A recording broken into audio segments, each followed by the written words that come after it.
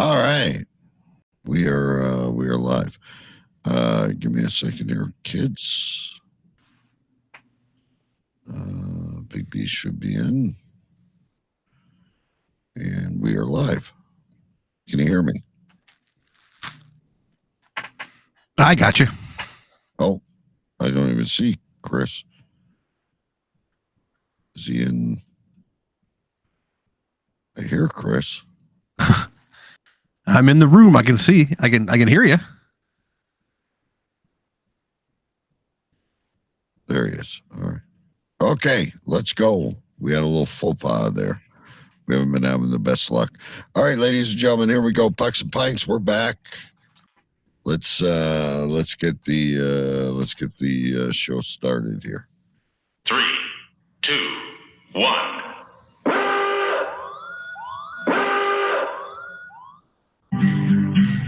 Come on down to the Jimmy Sports Lounge. Come on down tonight. Come on down to the Jimmy Sports Lounge. Everything gonna be alright. Come on down to the Jimmy Sports Lounge. Come on down today. Come on down to the Jimmy Sports Lounge. It's a great place to stay.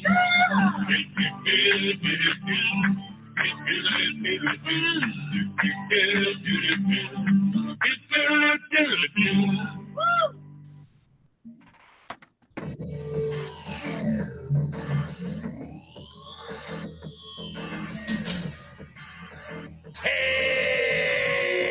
shoots and scores. A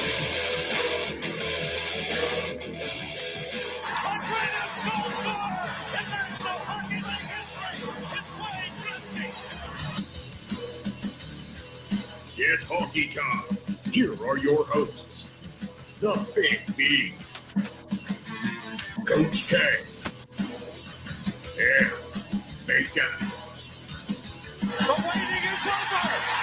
You believe in miracles? Yes. And now for Pucks and Pints.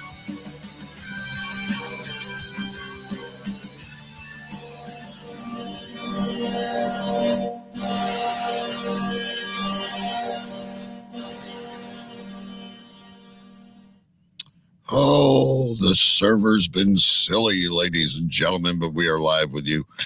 It's great to be back here at Pucks and Pints. We're going to take a trip around the NHL and the world of hockey tonight. We're just very glad that we could launch because we've been having some issues. Joining me tonight, as always, ladies and gentlemen, here on Pucks and Pints Live is, of course, our New York correspondent from Queens, New York, the Big B. Yes, and I'm anxiously awaiting news that I've been waiting for a month now that may come-ish sometime soon, maybe. And we'll talk about that later. But I'm waiting. I have my phone here just waiting for it. We may have breaking news. Maybe-ish, kind of, sort of, maybe. Kind of. Are you being considered for a head coaching position? At this point, why not? He's interviewed everybody else. But while I wait, I need to know what we should be drinking. So I have to throw it back up to Windsor to our master of craft beer, our pal Bacon. Good evening. Well, I'm going to petition that we change the show name to Pucks and Beer for Regular Average Joes because I was petitioned to drink a beer that I do like. I'm not going to lie. It's a beer that I do like, but it's, Grolsch. There he goes. Oh, he's in the Pilsner again. Now he's got proper. See, that's my beer. This was the secret last time, the last show that we had. 2 shows ago, and I forgot to get it, and then we missed last week. That is true. So this was the secret that Bacon and I were speaking about, leaving you in the dark. I petitioned him to, since he always gets this beer with flowers and soil in it. Yes, I said raspberries. Yeah, raspberries and pixie dust, whatever's in it. I asked him. I said, "Go get a Grolsch, the beer I drink, and do a comparison." And it is available here in Canada, apparently. And he It was is. right. It's only available on cans. It looks like canned beer kind of sucks. Bottled beer is much better, but I'll give it to him. He got one. Yeah, I can get it in. They're smaller bottles than that. They're just, I don't know. I don't think they're as good. And I picked the Grolsch specifically for like 3 weeks ago, after we had talked about it, and I'm going against everything in my body telling me not to drink this tonight because it's Ontario Craft Beer Week. Oh, see, you should have something. And But here, you can have more than one beer. Just don't talk a lot. I know I've got a whole fridge full over there. I may surprise after this one. We'll see. I do have a question. Did you go to that poutine fest? I did not, only because we've been in the past. Impressed. I was not impressed. Yeah, I'm not going to pay $40 for a ticket or whatever it costs. Well, free to get in unless you wanted to have a VIP experience. Yeah.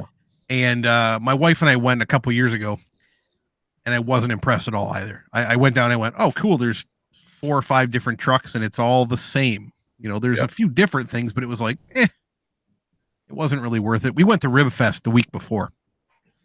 I make my own ribs, but all right, here we go. We'll wait to get a report on that beer as the show goes on, ladies and gentlemen. But it's generic. He's calling it generic. I mean, it doesn't have wood chips in it. I'm sorry. It is good though. I will give you that. I do like it. I've drank it before. I just chose to go a different direction for the show. That's all. All right. Here we go, ladies and gentlemen. We won't be doing this much longer, but well, who knows? You never know. But it's time for 16 teams enter and only one survives. It's time for the race to the cup. All right, what do you guys got on this? I really can't see it going by tomorrow night myself. Vegas wins tomorrow at home. Well, they're speculating Matthew Tkachuk. As much as I hate that guy, may have a separated shoulder. He may have another injury. Montour is not healthy. Gudas is not healthy. I mean, no one's healthy, I guess, this time of year, but they got their backs against the wall here, boys. If you're, I don't even know, like Bob has looked human. They pulled out a miracle in game 3, but it was still overtime, and then same fate last game.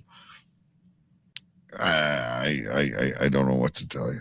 I saw a stat that showed each goalie's save percentage that played against Vegas this playoff run. Every single one of them is below 88%. 880. I mean, you're talking the goalie from Dallas, Bobrovsky, who's been on fire. They're just making these goalies look human, like a minor league hockey goalie. Absolutely. And you know what? I remember asking you guys throughout the year, is Vegas for real? No, Vegas. They're not. They're done. They're not. They're top to bottom, and they've got such a good defense. And I'll still say again, they're big. They're big, strong bodies, and they fit everybody in under the cap, and they deserve it. And they're deep. That's the next thing is they're, you could have, Eichel get hurt like the other night. What was it, game 2? He took that major hit. Yep. Came off the ice. Didn't see him a whole lot after that. He played a couple of shifts here and there, but you could take some of those pieces out of that puzzle and they still function like one cohesive unit, right? As soon as Gudas got hurt, as soon as Tkachuk got hurt, they kind of wavered a bit on the Florida side. Yep. They're still fighting. They're almost playing Leafs hockey at this point, where the other team goes up 2 or 3-0, and then they're fighting to get back in the game the whole time. Now, granted, it's worked for them through the rest of the playoff games. It's worked for them. They've been able to come back from these 2-0 deficits and win in overtime multiple times. But I just don't think it's going to happen, and for one reason only. It's because Aiden Hill has out Bobrovski'd Bobrovsky. Yeah, he's been the Bob. Like, it's crazy. And he's been a surprise too, because you look at was it Lauren Brosseau was the number one goalie going into the playoffs, and he played the first couple of games back in round one, and then Aiden Hill just took over. Yep, he played 3 games and got hurt, and and Aiden Hill's been the man. And so if we're talking about Vegas winning the cup tomorrow, Aiden Hill is the Conn Smythe. Oh, I think so. I think he's got to be. What about Marchessault? Marchessault, there's a good argument for Marchessault too. I think there's a better argument for Hill. I think Hill as well. I think Hill's a great story. Let me take you back to last year.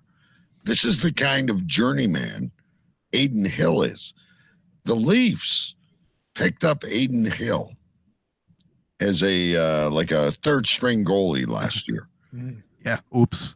And then put him on waivers, hoping he would clear because nobody wants Aiden Hill. Well, he got picked up. And look at him now. Goalies are such a fickle. We talk about this week in and week out. You've got your certain top 3 or 4 guys, and then you're rolling the dice. You're rolling the dice on the goalies. I don't even know about Vasilevsky anymore. I mean, he's still got to be I think he's still the number one goalie in the league, and 1A is still Shesterkin. No matter what happened in the playoffs, they're still phenomenal goaltenders. But Aiden Hill wasn't even on Vegas going in the he got traded like right before the season started, right? Wasn't he on Anaheim or San Jose, something like that? San Jose. The Leafs picked him up. Then someone else grabbed him on waivers. He never played a game. Yep. And then somehow he ends up in Vegas as their number 4.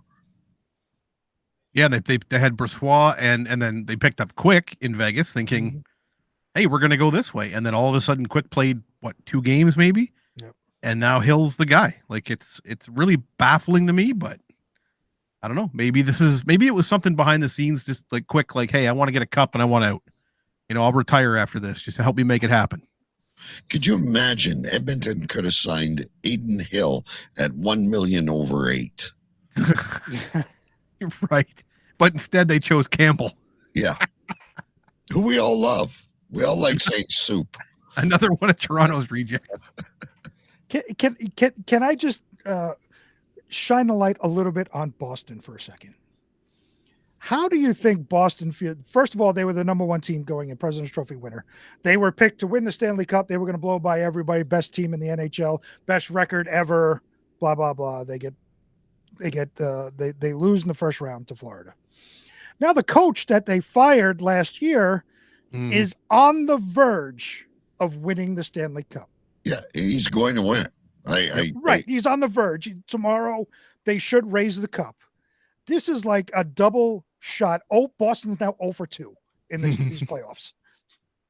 Can I say good on Paul Maurice in Florida, though? We got to give him credit. They've been counted out the whole way, and we're counting them out again. And good on them, though. They've had a Boston, Toronto, Carolina, like they've knocked some giants out of the way. Like, good for them. And they were counted out from day one, not even planned to make it into the playoffs. Right. And after Boston, they made it look easy. Yeah. And you look at the situation they're in now. They're down 3-1. They were also down 3-1 to Boston. And again, everybody assumed Boston was going to win 4-1 because Boston was that good and Florida barely got in. So they have to be at least a glimmer of confidence in their team, knowing, hey, we did it once, we can do it again. I mean, that's the perfect messaging going into tomorrow's game for Paul Maurice. Say, look, we took out the best team in the NHL this year. We were down 3-1. We came back, we played our game, and we came back and won. There's no reason why we can't do it again. Absolutely. And arguably, you can draw a lot of parallels between Vegas and Boston as far as their play style, their grit, their depth, everything.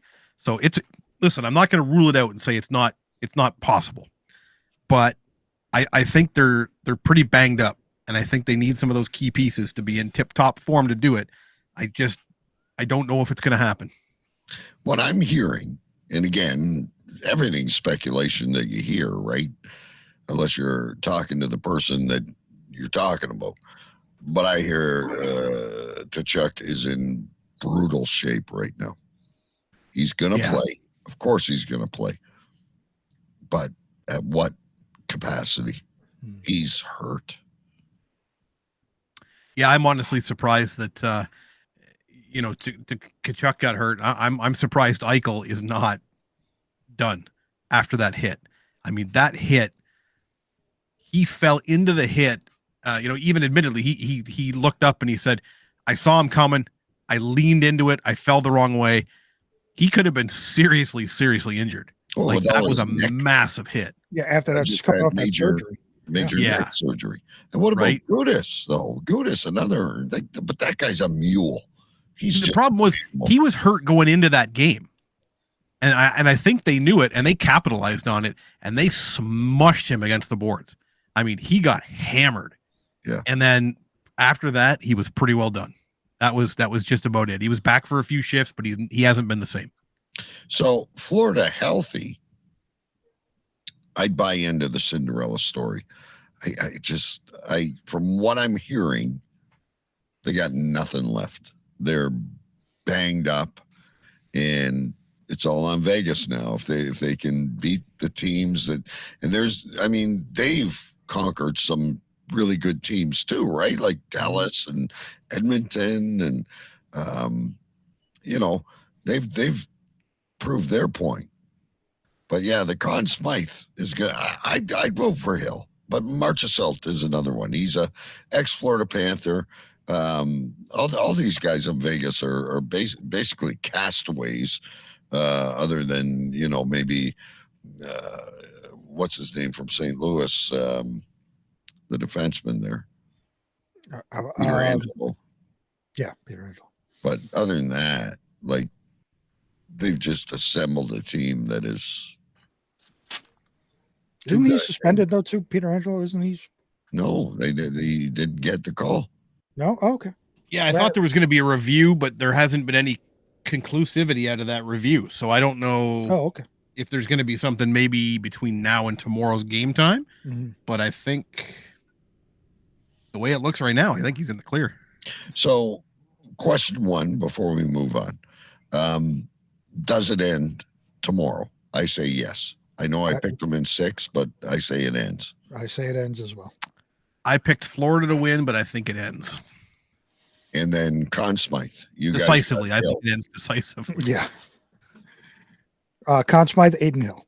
Yeah. It's a feel-good story, but I like Marchessault too.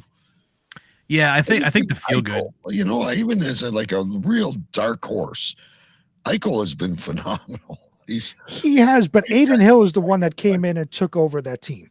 So you're talking about the Conn Smythe is for the entirety of the playoffs, and Aiden Hill came in and took over. No, I agree. There were nothing make me feel better than to see Aiden Hill win the Conn Smythe and maybe get a $5 million contract somewhere.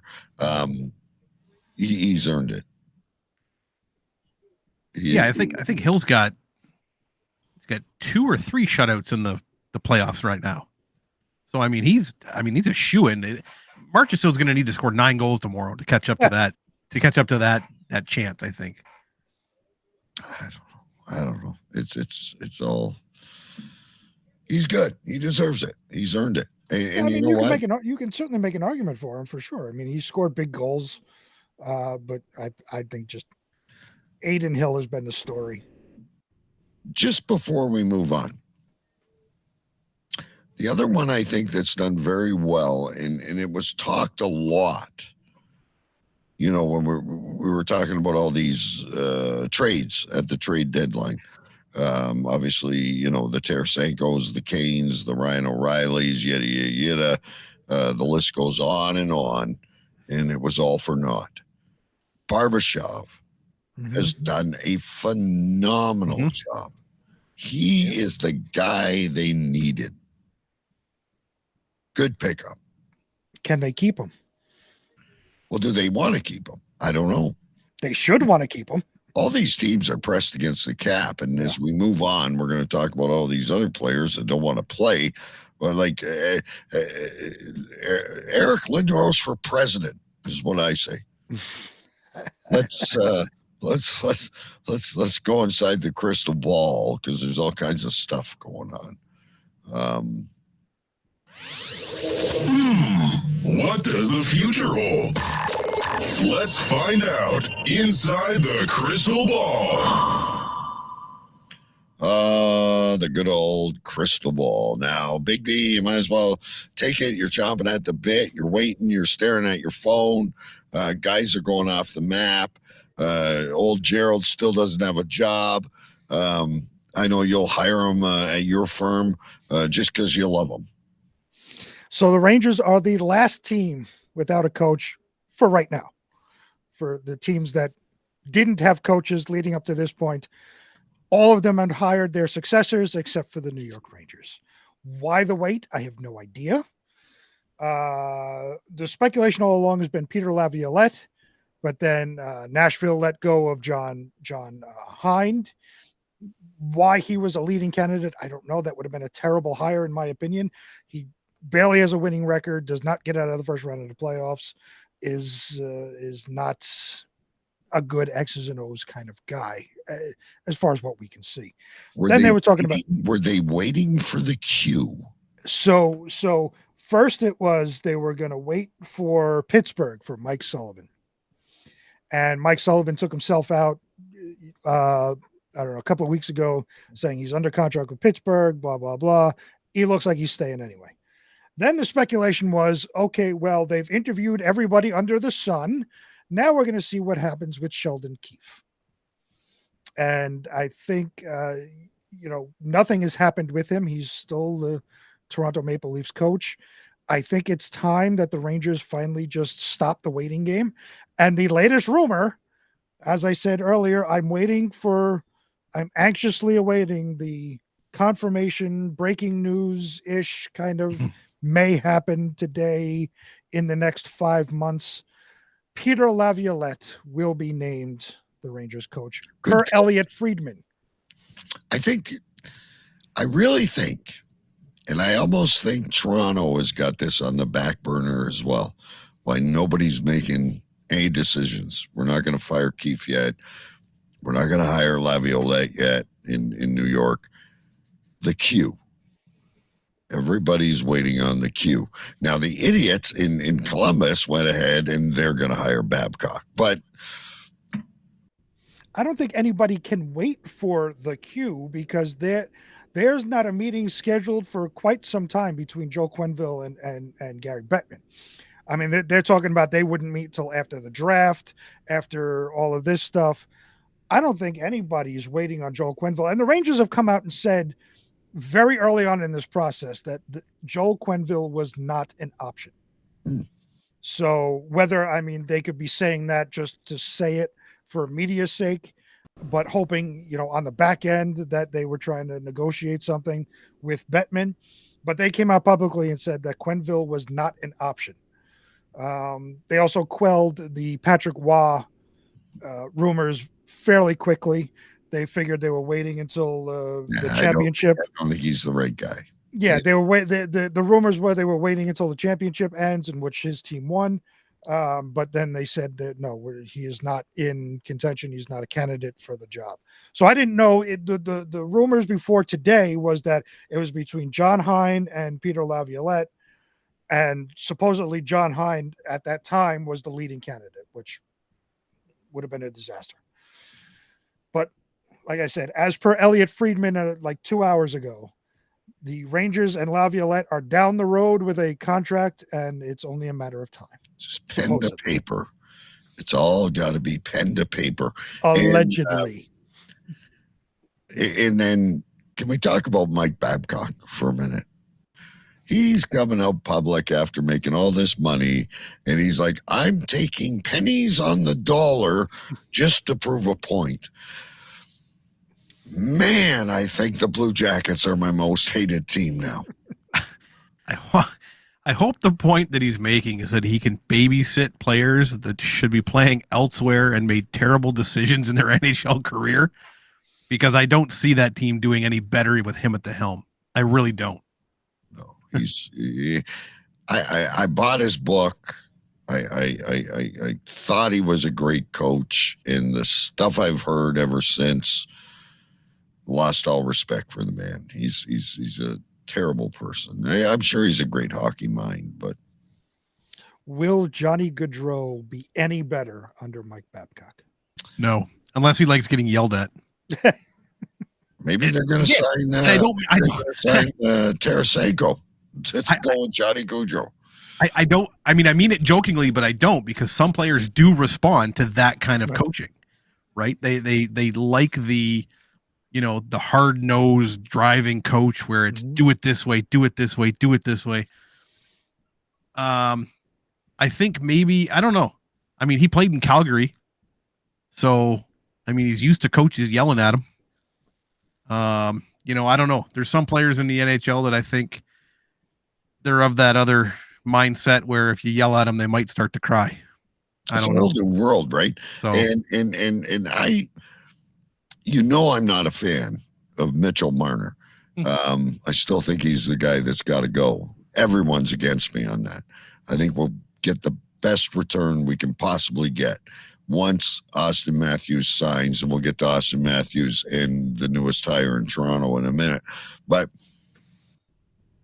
I didn't believe it at first when Marner came forward and said, Babcock pulled him in and got him to rat out on the other players.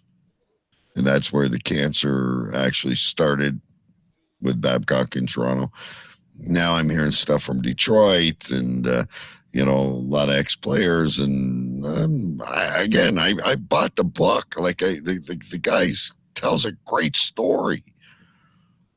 He's coached a gold medal hockey team. He's won Stanley Cups. But then I look back and I go, that was a pretty stacked team in Detroit that he was given. There's not much more of a perfect team than what he had in Detroit. Brent Hall, he was dealt a pretty good hand. Steve Yzerman, Lindstrom, Dominic Hasek. Come on. Yeah, he was dealt a pretty strong hand with that team for sure. I don't know. You look at, that's back his past. You look at his more present stuff. He got fired from Toronto. Then he went and coached the university team and got fired from them. So maybe something changed. Who knows? I don't know. Maybe he was having a run of bad luck. Maybe he was dealing with some stuff. I don't know. We'll have to wait and see how it works out in Columbus. But I don't know. Columbus is kind of like the Detroit Lions. It's where the players sort of just go to die and end their careers, I think. So we'll see what happens. The curse. There hasn't been a lot of good that came out of Columbus. They've been in the league for how long, and they've done what? So, yeah, I don't know. And they've got some good hockey players there, but they brought some people in. But there's so much we'll get into the preseason when it's time for the preseason. But there's so much strength that's brewing in that. Let's take a circle around the league because I have a few questions for you guys. Let's go to Toronto really quick. Not a lot happening there. Shane Doan, lifetime Arizona Coyote, worked with Hockey Canada, worked with the Arizona Coyotes. Austin Matthews, favorite player, one of them anyway, besides Patty Kane. Broke his fibula when he was like 17 years old. Shane Doan was the one that consoled him and got him back into shape again. Is he good, or is this just a ploy to get Matthews? Well, that was my question back to you. Was Doan brought in as bait? I'm sure he's a great hockey mind. I'm sure he's got great, front office type skills. He'll assist Treliving. You know, I don't know, man. If Matthews, let's say something happens, he doesn't sign, whatever the term might be. Do they look back and go, "Oh crap"? Like now we have this contract we have to deal with, and we have to worry about, maybe we give him a year and then we send him on his way, or what do we do? From what I hear, though, he's a fantastic human being. He is. I mean, he is well loved in Arizona. Right.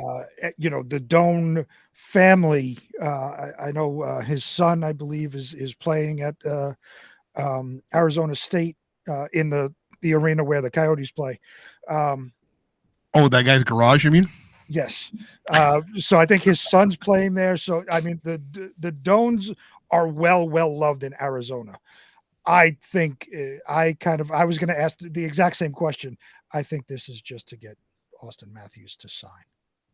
And I think it helps for sure. Yeah. It definitely helps. The question is time and contract. Well, that was how much money, question. How much time, how much, There's not a lot in Toronto to talk about this week, but that's my next question. Everything I'm hearing is max 5 years. Yeah, 3 to 5. Yep. It's and that was it. Go ahead. Sorry. On himself, right? Yeah, and that was something they brought up today. I was just briefly listening as I was taking my my kid to umpire. They were talking, 3 years, 4 years, 5 years. Do you go the shorter route and go 3 years and offer a little bit more money? No, less money. Shorter term, less money. Or do you go 5 years and push it out a little bit, or do you go mid range? If he agrees to go 8, oh dear, he's going to be the highest paid player. Oh, absolutely, guaranteed. Absolutely. I don't know if I see it going 8 though. That's and I'm not betting against Toronto. I'm just an 8-year contract in Toronto. I don't see it. 5, maybe 6 at the most. Maybe, but we'll have to see. I think, the other question becomes, everybody's saying, oh, we got to get this done soon, July 1st, whatever. I don't know, man.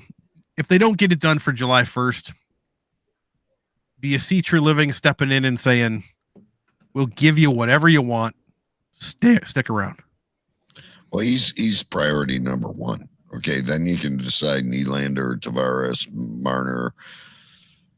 Yep. So I have a question just for you don't get guys like him very often. You guys said he had a bad year this year and he scored 40 goals. So I have a question for you guys, since you guys are the Maple Leaf fans, you're in the area. Does his contract wants hinge on what they do with the other 3? I'll tell you one thing. According to him, not according to salary cap and all of that. Well, according to Matthews. I think they want to stay together, and they might give him 1 more year. Mm-hmm. Nylander can be your rental if he's priced out of our market. I personally really like that player. But I'll tell you one thing. This general manager will not bend to little bitchy Mitchy and Nylander doing holdouts. This guy's business, whether you like him or not. Mm-hmm. He wants Matthews. He will sign Matthews. He will sign Shen, and hopefully Ryan O'Reilly. And he'll probably go fishing for some other stuff. But he won't bend. Both Nylander lived up to his contract. Marner hasn't. Marner is, I don't care what any of you say. You will never convince me that Marner is in the same league as Matthews. He's a winger. He's good. He's an $8 million guy. He pushed Kyle Dubas around, and his dad and his agent did, and they will not bend to him again. I wouldn't. You're an $8 million guy. You're a good hockey player. You have never lived up to your 10.5. I do agree with the Treliving is the kind of player, and even in the Matthews case, where if it comes down to it and it gets to this is what you want, this is what we're going to offer, there's no middle ground, have fun sitting in the press box while we start the season until you figure out what you want to do. Yeah. You know, he is definitely that kind of a guy. To answer your question, B, those four guys have not said much of anything. Mhm. There hasn't been a whole lot of chatter out of Toronto at all about anybody. You know, O'Reilly came out right after the series was done and said, you know, yeah, I'd like to stay, but I'm not opposed to exploring my options. You know, the same thing with Lafferty and there was another player, Shen, that came out and said the same thing. Like, hey, we'd love to Shen stay. wants security. Yeah, we want to stay wants- and Shen wants term, and he's earned it. be compensated, right? So, Yeah. It's been pretty quiet comparatively to other teams and other superstar type players. It's been quiet, and I don't know if it's just because they're working on something in the background, or if you know Treliving was brought in and he said, "Cool, now we're going to sit down and look at these sheets. Everybody, be quiet. We'll look at it. We'll try and get you what you want. See how we can fit it together." I don't know. Well, it's all going to hinge. It's all going to hinge. Number one, Murray's got to go. He's got to work some magic. Whether he goes to Robida Island or you know Joffrey Lupul Island, whether he just disappears or they trade him and it costs Put him in Columbus. And it costs him that first round pick, right? Like, so he's got to go. Murray's got to go. That's big money. Yep. Then you can sign Samsonov or Hart if that's the goalie you want. I like Samsonov. I like Wall. I think that's your team. You got to go in with your tandem. And then, again, God, I love the guy. Muzzin's got to be your Clarkson. He's got to be the guy that rides off in the sunset on LTIR. And then all of a sudden, you're going to have about $12-13 million. You're going to have some money where Brad Treliving can sign these guys because Matthews, Nylander, these contracts will not kick in until the following year. Right. So you still got 1 year. You're getting a year free by signing now. And the talk is getting away from the core four. They're great players. No one's arguing that. And it's a team identity, and we're all in agreement. This is why Vegas is going to win the Stanley Cup. Yep. So, anyway, enough Leafs. There's not enough out there right now. We don't know what's going to happen with Sheldon or anything like that. Let's take a trip down the Canadian Mile. I'm sure there's lots of American teams to talk about, but what's going on in Ottawa? I guess they were like this close to having a new ownership, and somebody hiccuped. Now, what's his name? DeBrincat or whatever his name wants out. Nobody wants to play in Canada anymore unless it's like Toronto or Vancouver, maybe. I don't know what happened up there. I know Reynolds and his group pulled out, and then they said, well, that has no bearing on anything. We still have this other ownership group that's in the process of signing and working out the details, and then, you know, we might know more in a month and then as of what last week or whatever it was, DeBrincat wants out, and I don't know, man. Ottawa is going to be the next Arizona. Well, but this is not Arizona. They've got a new arena. You know what I mean? Like, this is like $1 billion or something this team is going to sign for. And when I heard that, I'm like, excuse me. Yeah, the pieces are all there and nobody wants them. I don't get it. Like, it's maybe the ownership group in Arizona needs to go buy Ottawa and just go, cool, we'll just play there instead. We'll play 2 games a night. We'll own the Ottawa Senators and the Arizona Coyotes, and we'll just let them play on opposite nights. Then let's go to the Columbus of the North. Oh, Winnipeg? Winnipeg. Everybody wants out of Winnipeg. They should just move back to Atlanta.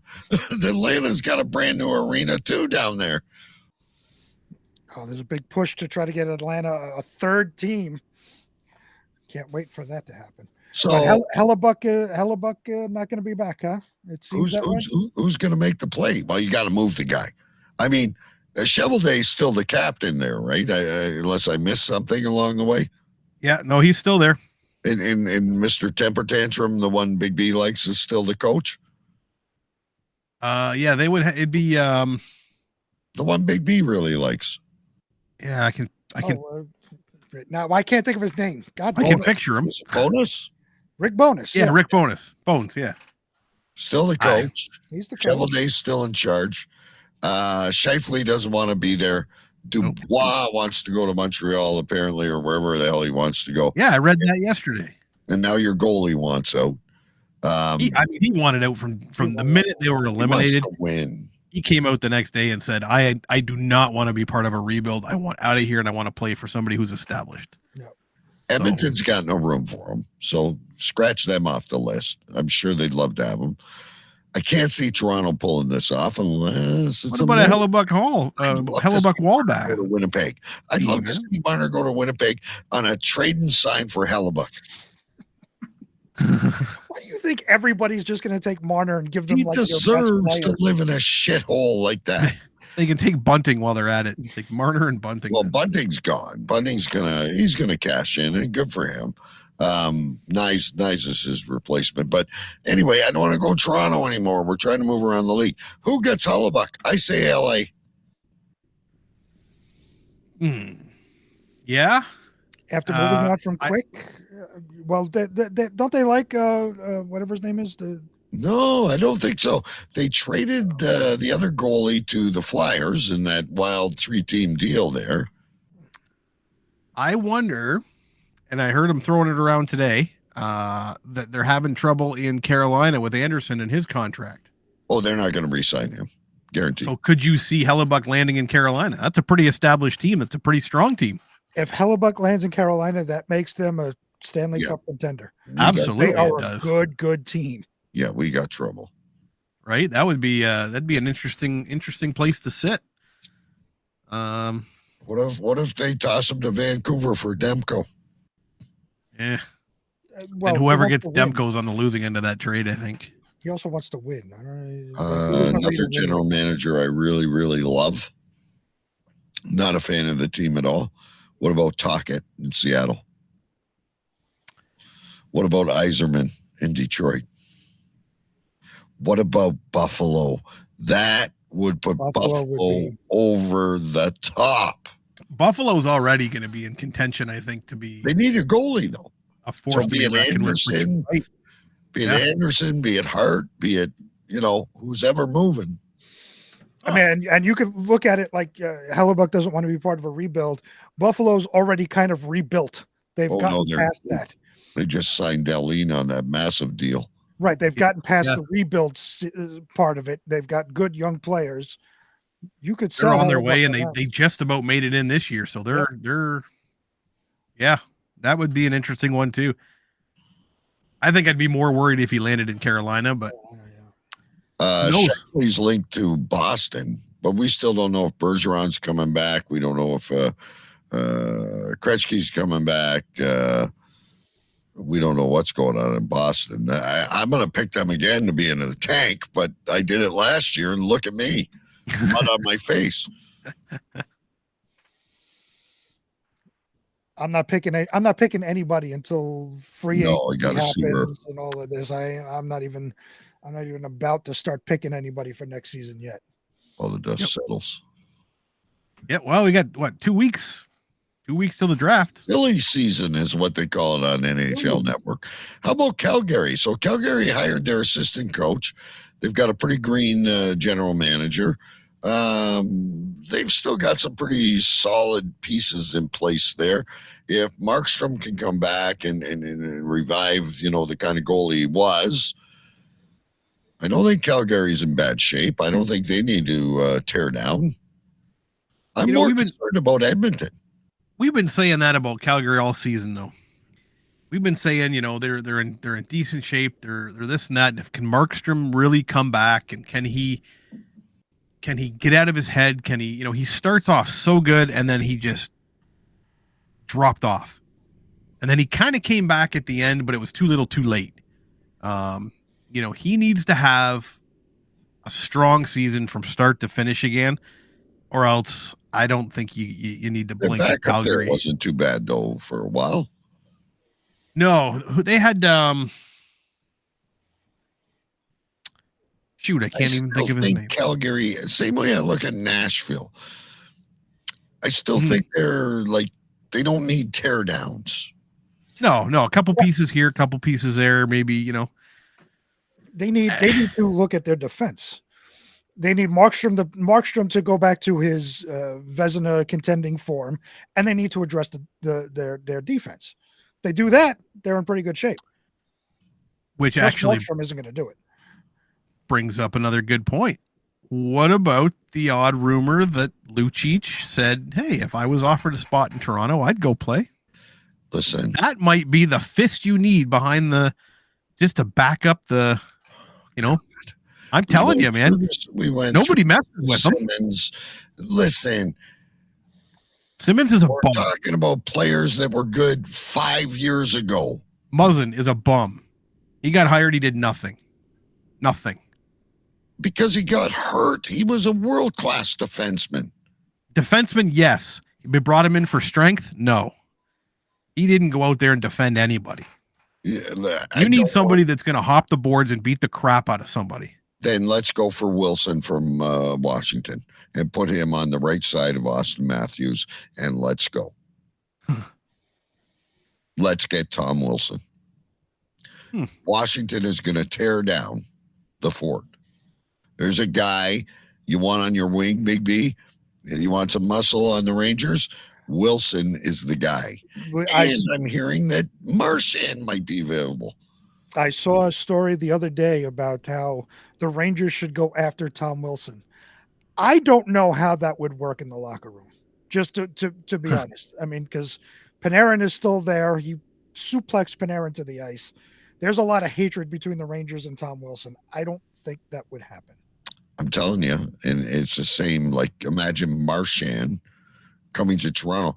It's funny how quickly the foe becomes a hero. It's true. That's true. And money talks, right?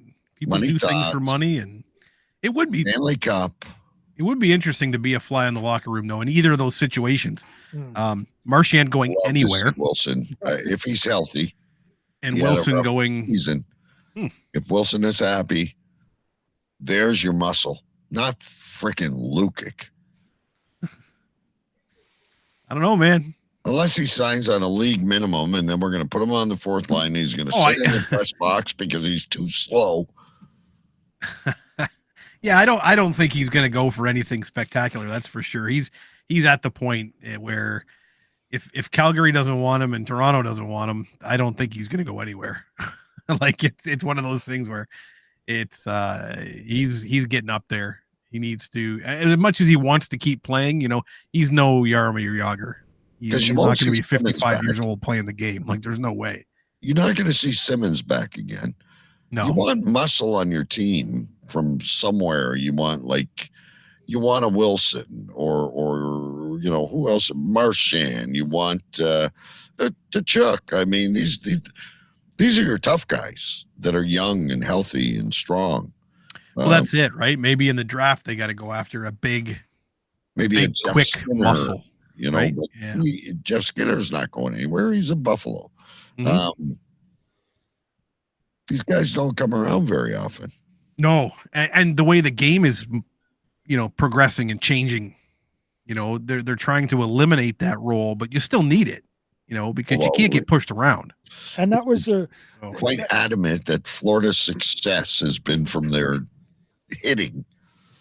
And that's why I want to break the on the Rangers side of it. They have a guy in the minors, Will Cooley. He was brought up for a couple of games this past season. In game 4, I think he fought Kolasar when the Rangers played Vegas and knocked him out. He was a guy that would scrap, that would hit. He's a young player. You can put him on the fourth line and he will, throw his weight around, drop gloves when needed. That's the kind of player that the Rangers should be bringing up. And you know where he's from, right? I do not. Where he played his junior hockey? For the last 4 years. Windsor? Yeah. Yes, sir. We watched him every Thursday and Sunday. He's our boy. And he's got some. He makes a fist. He's got some big old fists, man. Yeah, he's got I loved him when he was up. When they called him up I loved him when he was on the team. I don't know why they sent him down because they're trying to do cap stuff and get Patrick Kane. He needs to be up this coming season on the team. He's our boy. We know him well. Yep, he's an impressive player. Yeah, we know him very well, and he's got championship pedigree. He's a leader. There you go. He's a leader in that room. All right, let's skip over to Mike Jolitz, and then we can come back. And I don't have a whole lot. You guys can muster up some stuff that you've heard or want to hear. Let's go over to Mike Jolitz. No Jay Vegas tonight. I don't know what happened to Jay. Maybe he's retired.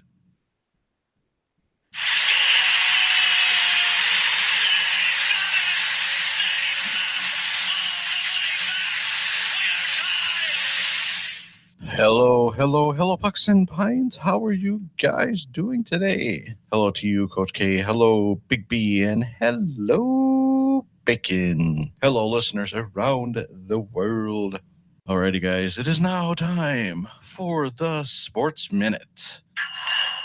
Game 5 of the NBA Finals is going on right now. Denver leads Miami 3-1. PGA, LIV Golf, and DP World Tour have merged, so 3 leagues of boring golf have joined. Yay! That's meh for me. New Orleans had their butt-naked bike parade last weekend. May have been more of a bike ride than a parade, but whatever. In NASCAR news, Martin Truex won the race in Sonoma, California last Sunday. It was an exciting finish. That's the only part I saw, the very last lap. Amanda Nunes beat her opponent at UFC 363,020 on Saturday. This was her last fight. She retired a champion of a sport I've never watched. Congrats to both of us. And finally, and more importantly, in the Sports Minute, the NHL Stanley Cup continues tomorrow. Game 5. Vegas needs one more win for the Cup. Yeah. Alrighty, guys, that does it for the Sports Minute. Have a great show, guys. I will be checking it out later. Bye-bye.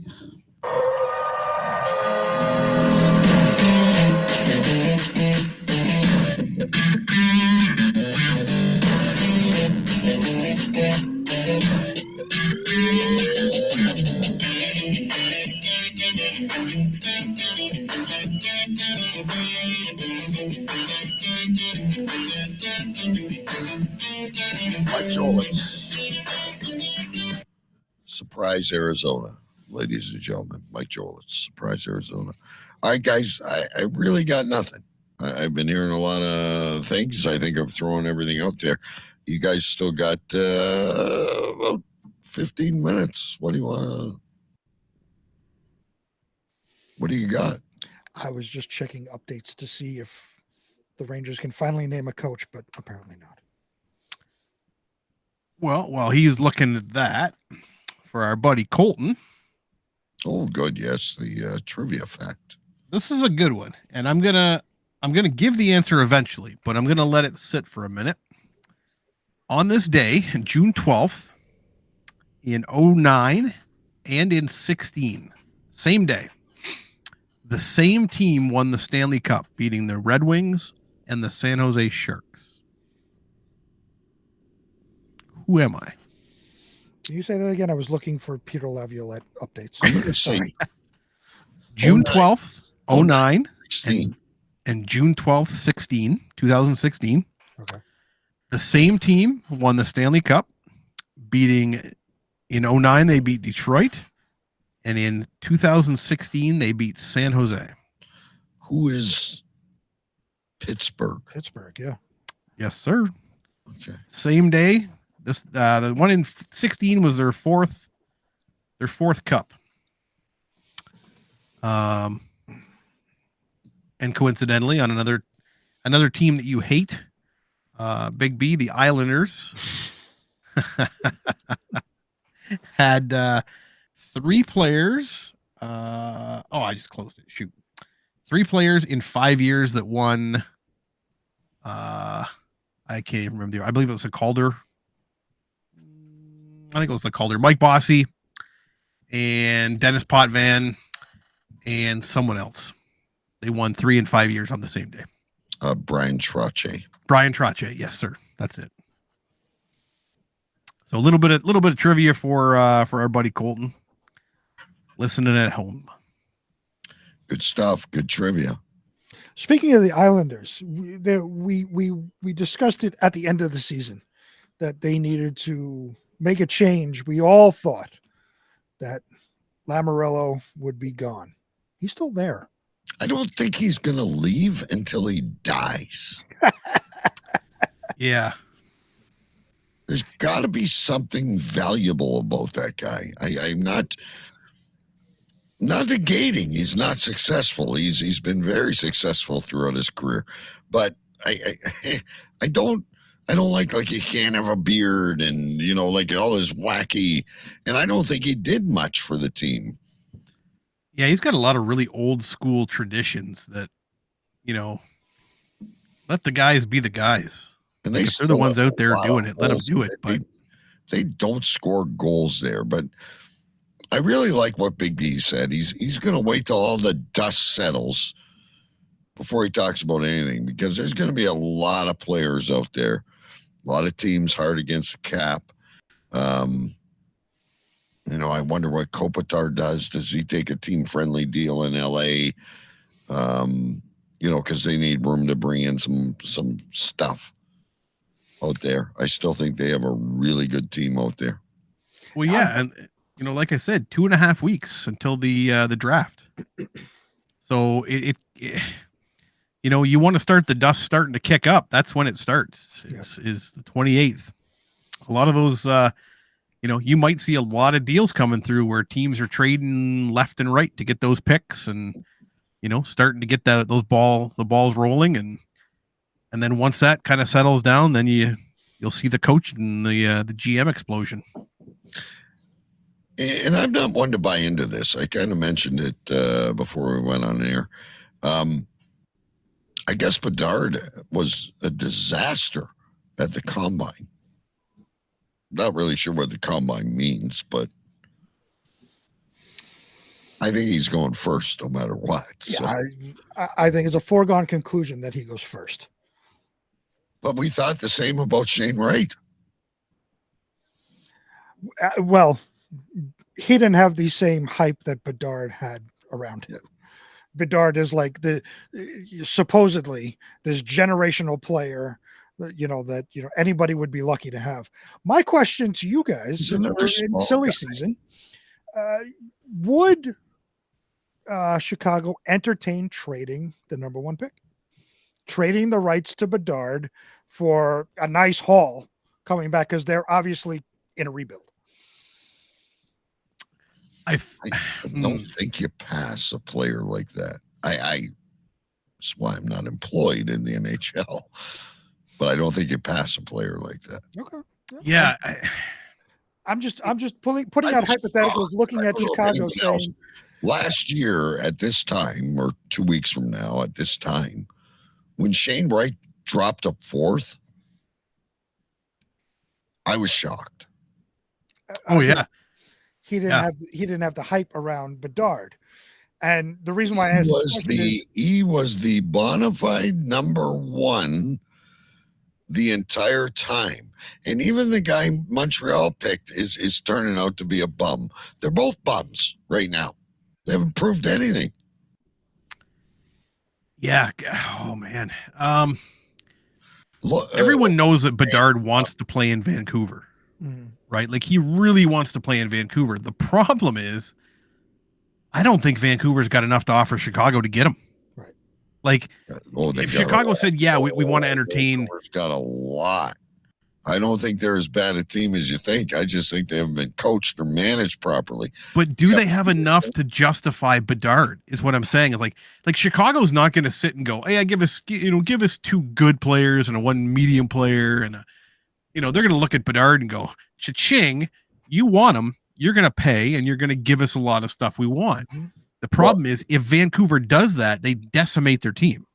Well, but here's the fact, and I'm sure you guys are aware of this.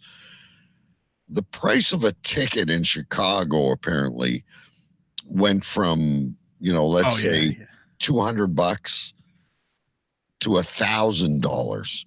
This is the revenue. And I'm throwing figures out there. Don't quote me on that, folks. But the tickets like quadrupled as soon as they won that lottery.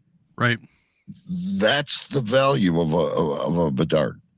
But I will counter that point, and I will say that is the initial push. They haven't sold any tickets yet because they don't have any tickets available yet for next season. That is the initial push, the initial assumption that ticket values are going to skyrocket. Suppose Bedard comes out and doesn't play as well as expected, and gets relegated to the third, fourth line, maybe goes down to the AHL.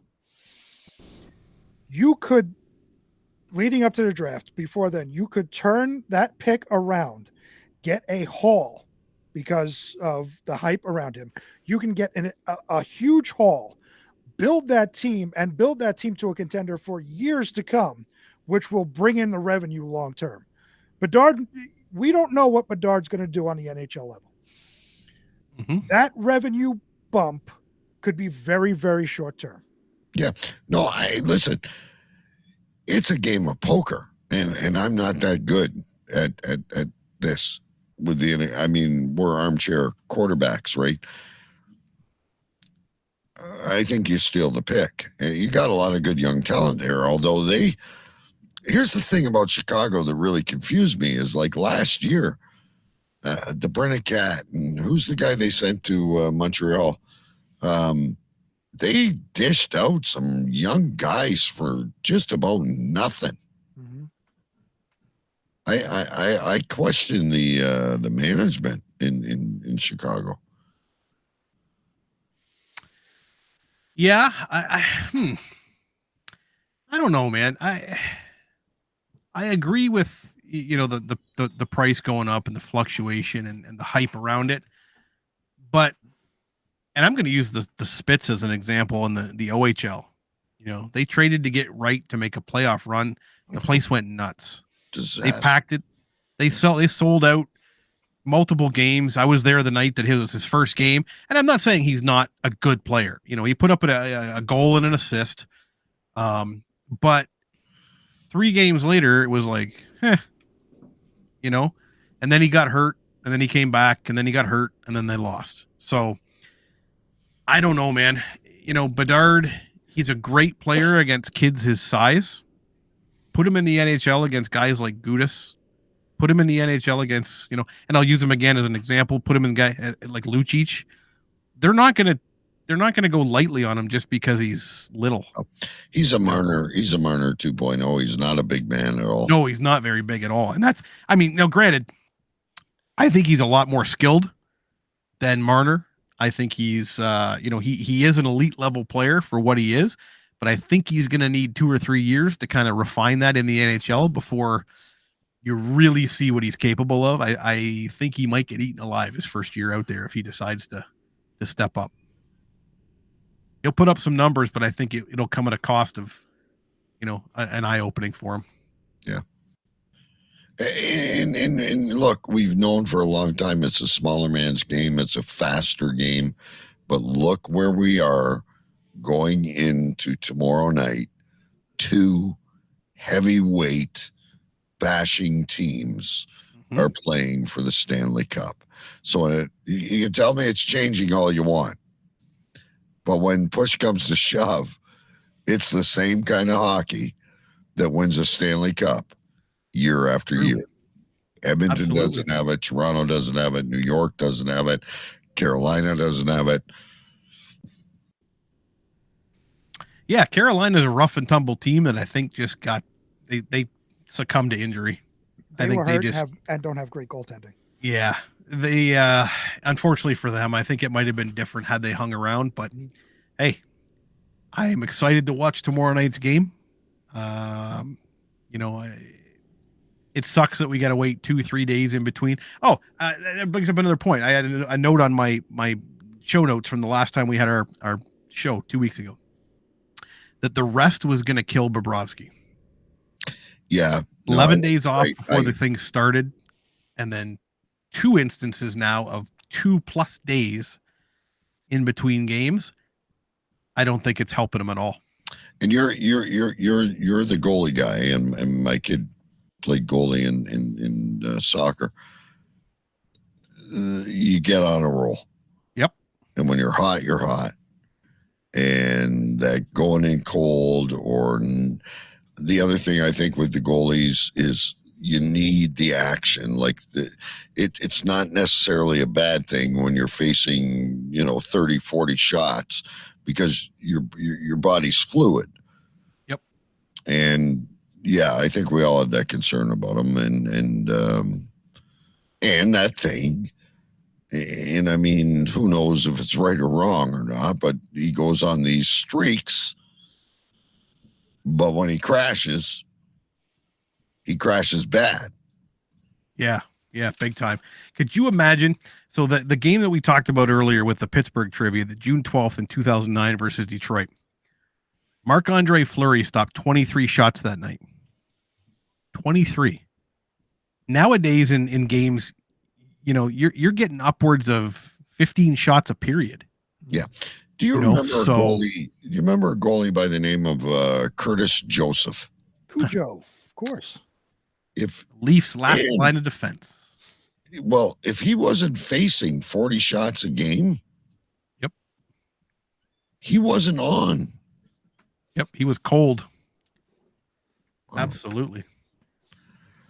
And that's why I will, as we come to the end of the show, I will end with a very controversial statement that Martin Brodeur is the most overrated goalie in NHL history. Because the game that they played with the Trap in their heyday, the Devils' heyday, he faced 15 shots a game. Yeah. If you were able to get 25 shots on him, you won. Whereas you look at Dominik Hasek at the same time, he was playing on Buffalo Sabres at the time, facing 50 shots a game and pulling shutouts. If you put Hasek on that Devils team, they would never have lost. Good point. It's true. Well, and use Detroit as an example to back your theory up. Mm-hmm. They put him in Detroit, and they went on a run for years. Yeah, as the strongest team in the league. Yeah, and conversely, if you took Brodeur and put him on those Buffalo Sabres teams, he would get shelled every night. There's no way he could sit there and stand 50 shots a game. There you go, kids. We're going to end it. We're going to end it on that note. We will be back next week with a new Stanley Cup champion, one way or the other. Right? So we go Tuesday, Thursday. We should have a Stanley Cup champion. We should. We should, yes. Miracles happen. I've bet against them. I think the whole world has bet against this team. And unless Tkachuk gets a bionic shoulder between now and then. Yeah, no. I don't know. They're beaten. They're hurt. But you still got to finish the job, right? Absolutely. That's what you're getting paid for. Yeah. So we, on the other hand, are not getting paid. That's why we can speculate. That is true. Yes, of course we can. All right, kids, we'll see you next week. Hopefully we find Jay Vegas. And hopefully the Rangers have a coach. And the Rangers should have a coach by midnight tonight, ladies and gentlemen. I'm calling it. Thank you to all the listeners on our affiliate stations. To find out more, check out Pucks and Pints Radio on Facebook and Twitter. Thanks for listening. We hope you enjoyed the show.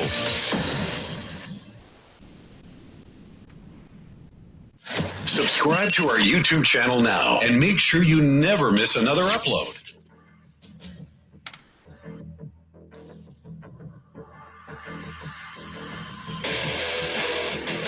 This is Pucks and Pints.